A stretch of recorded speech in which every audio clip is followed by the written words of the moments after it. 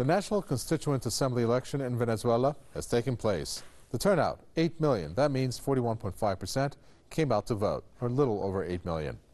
In this edition of Debate, we're going to ask, is that enough to quell the opposition and get a political process going? There are already doubts about the validity of the results. First, coming from the EU, then some regional countries like Colombia. And in terms of the U.S., well, it has threatened sanctions on Venezuela while rejecting the results. Well, I guess joining us for this edition of the Debate, founder of the American Institute for Foreign Policy, Michael Lane, joins us from Washington. We have political commentator and analyst Jason Unruhe, who joins us from Ontario. Gentlemen, welcome. Jason Unruhe, let me start with you. Looking at the vote results, it's quite remarkable considering that this accounts for almost half the voting population, talking about the over 8 million, and that's 41.5% that have come out to vote. Isn't that, in a sense, a defeat for the opposition? Of course, the vote counting is taking place. Yes, I do think it very much is. The entire process by U.S.-backed opposition has been to delegitimize the political process inside of Venezuela.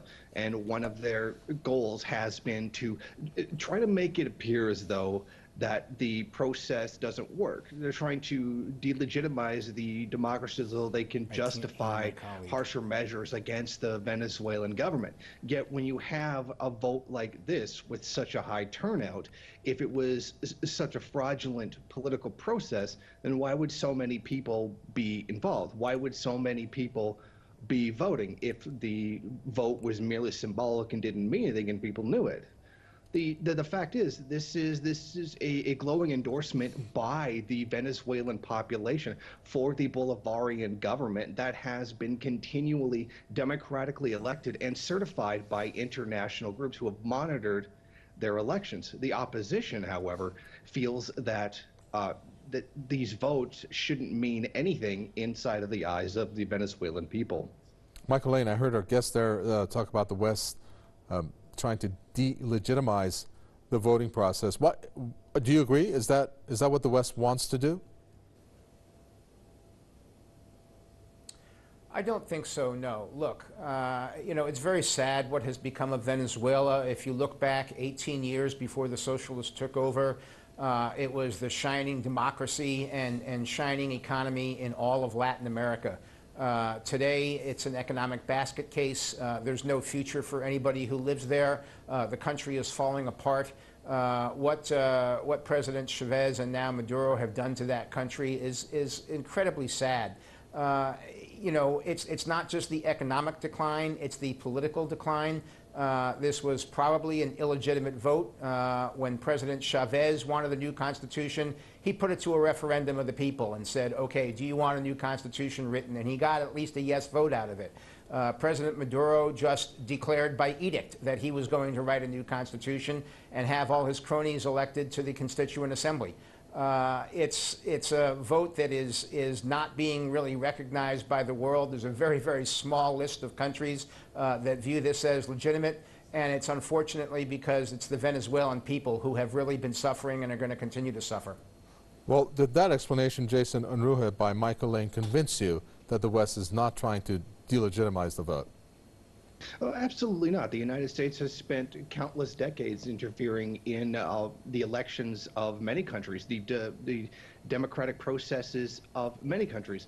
In fact, Venezuela was no beacon of democracy before the Bolivarian Revolution. In fact, it was one of the most corrupt countries in the world.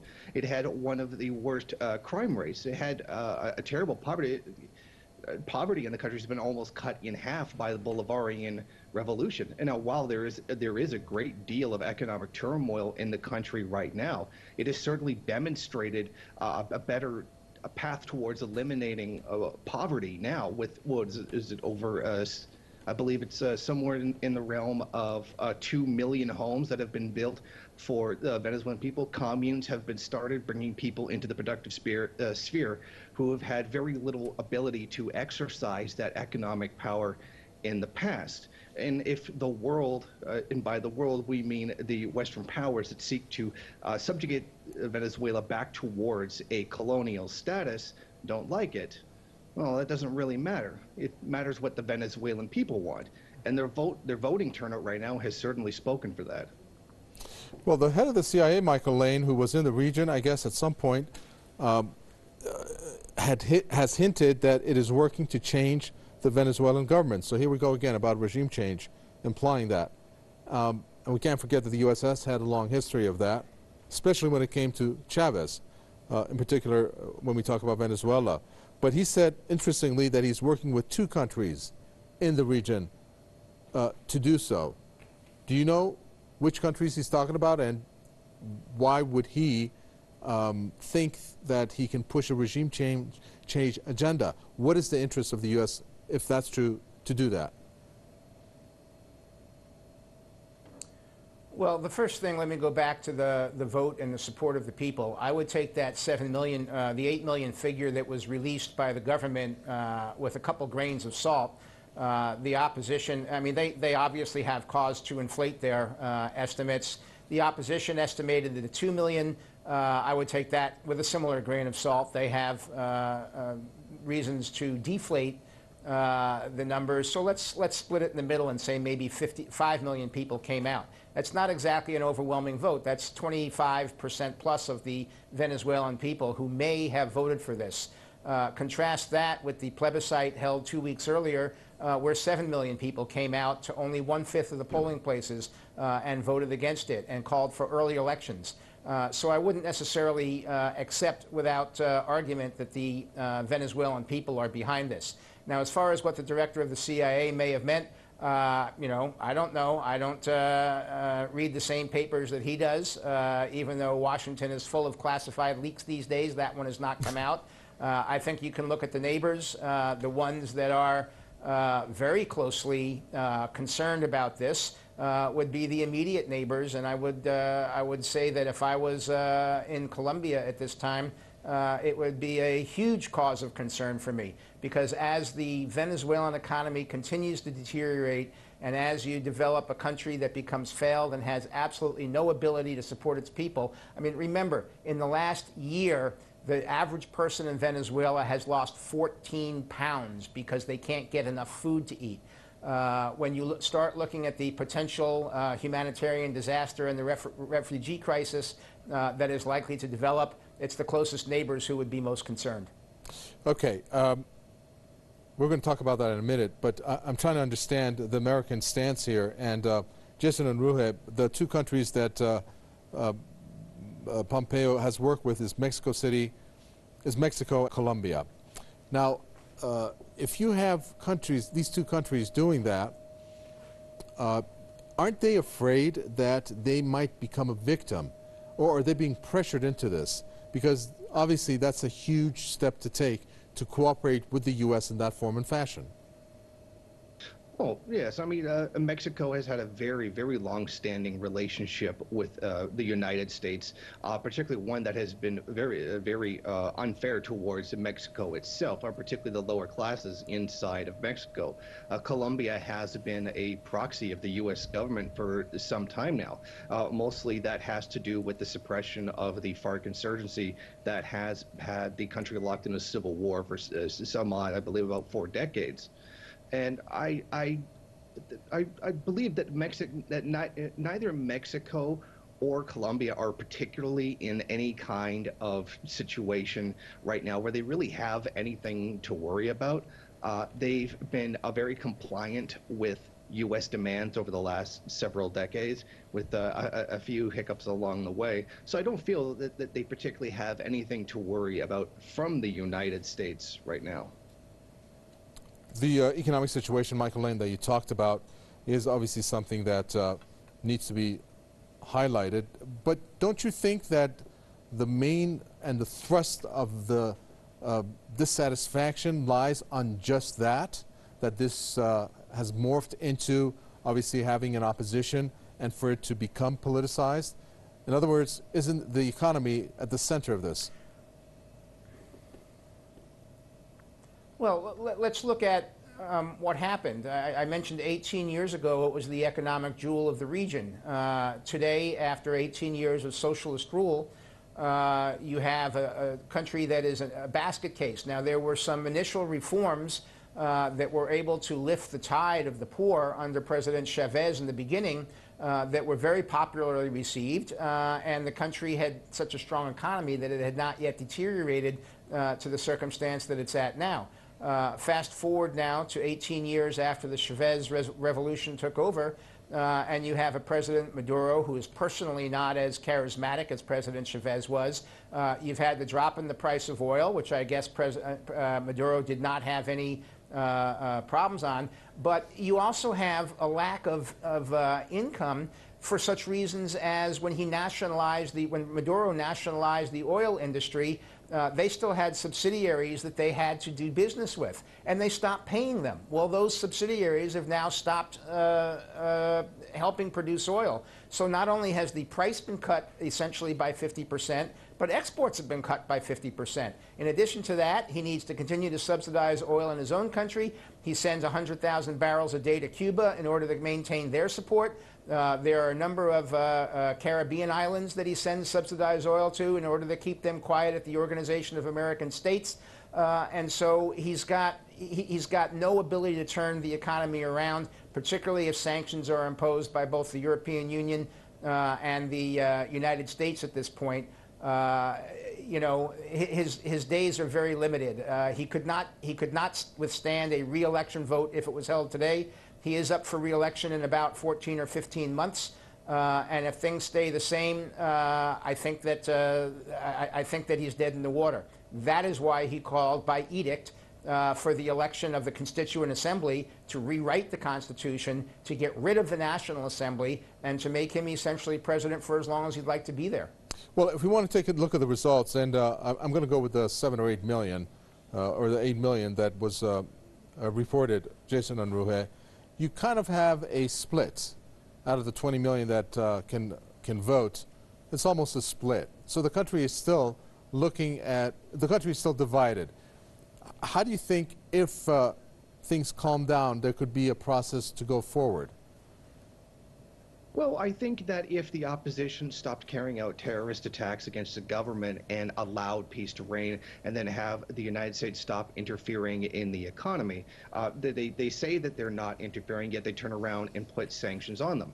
Venezuelan bank accounts in the United States, ones that belong to the government, have been frozen. There's now a process beginning to stop Venezuelan oil sales within the country through the state retailer of oil that's inside the United States. And if these actions by the United States were ceased and Venezuela was allowed to return to normal without interference, then of course the whole democratic process would be a lot easier. But then again, there wouldn't be the material support for the opposition in the country that there is. I mean, a part of the problem is that Venezuela did not really nationalize the oil industry. They nationalized a portion of it and allowed a great deal of it to remain in the hands of its domestic capitalists that do control it.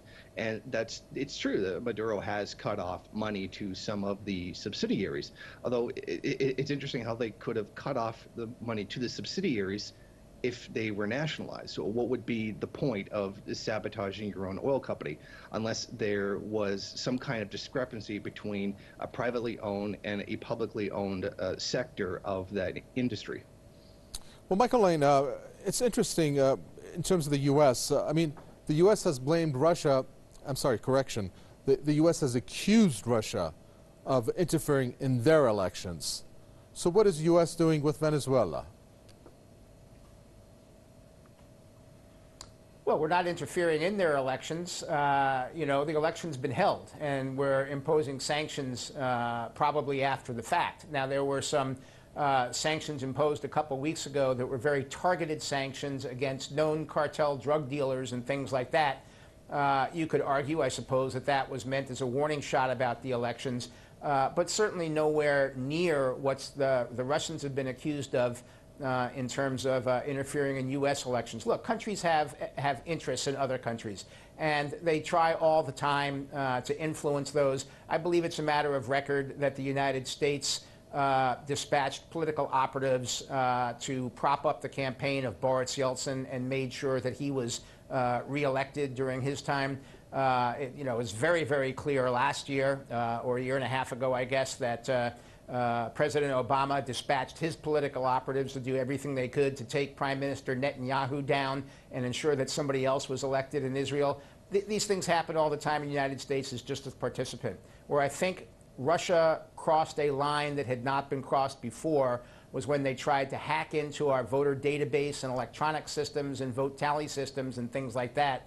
That's something that hadn't been seen, and I think that is the huge cause for concern here in America, rather than just trying to influence public opinion. Well, let's take a look at some of the statements coming from the U.S., Jason Unruhe, and this is one of them. The U.S. is vowed to take strong and swift action against the, quote, architects of authoritarianism, including those who participate in the National Constituent Assembly as a result of today's flawed election. So when the U.S. says that they're going to take strong and swift action in what they call architects of authoritarianism, what kind of action do you think they're going to take? Well, no doubt this will most likely be political maneuvers, continuing negative coverage of the country, denunciations of their political process, and no doubt further sanctions against the country, harming the economy while criticizing them for having an unstable economy. This is a stock and trade. This is almost somewhat similar to what was done to the Ukrainian government several years ago, but it's a very different context when it happens inside of Venezuela. The United States has been continually funneling money to programs like the National Endowment for Democracy. It has been funding the opposition in the country. It certainly has been interfering in the elections, and I see not so much as a qualitative change, but perhaps a quantitative change in the actions by the United States towards the Venezuelan government. Michael Lane, what is it exactly that the United States is going to do now that this election has taken place?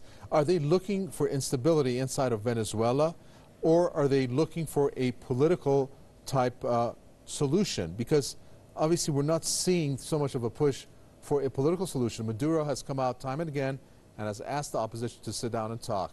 That hasn't really panned out. Well, you yourself, earlier in the program, mentioned the word regime change. I believe that the United States, like any other world government, would be interested in having counterparts throughout the world with folks that they can get along with and folks they can work with. Maduro has made it absolutely clear that he cannot get along with the United States, that he will not get along with the United States, and that he does not want to get along with the United States. Well, okay, so you take him at his word. Now you talk about his outreach to the opposition. I think they feel the same thing. They don't think he can be trusted. Look, the crossing the line was when the Supreme Court tried to dissolve the National Assembly and take all the legislative powers from the National Assembly and reside them in the Supreme Court. They were all cronies of Maduro, and that was what really broke the trust. Now, admittedly, the Supreme Court gave that up after 3 days and returned most of the power back to the National Assembly, but they pass things now and Maduro ignores them. There just doesn't seem to be a solution to this as long as Maduro's in power. If he hangs on as long as next December, under the current situation, I would expect him to be voted out of office. But I don't expect that to happen because I expect the Constituent Assembly to rewrite the Constitution, to dissolve the National Assembly, and to give Maduro powers for life. That's where I think it's headed, and then it'll be up to the military as to whether or not they remain Maduro's friend or whether they step in and make a change. Thank you. We're going to end it there. The founder of the American Institute for Foreign Policy, Michael Lane from Washington, and political commentator and analyst Jason Unruhe talked to us from Ontario. Thanks for tuning in to another edition of The Debate. From me, Kavitawe, and the entire team in the capital, Tehran. Goodbye.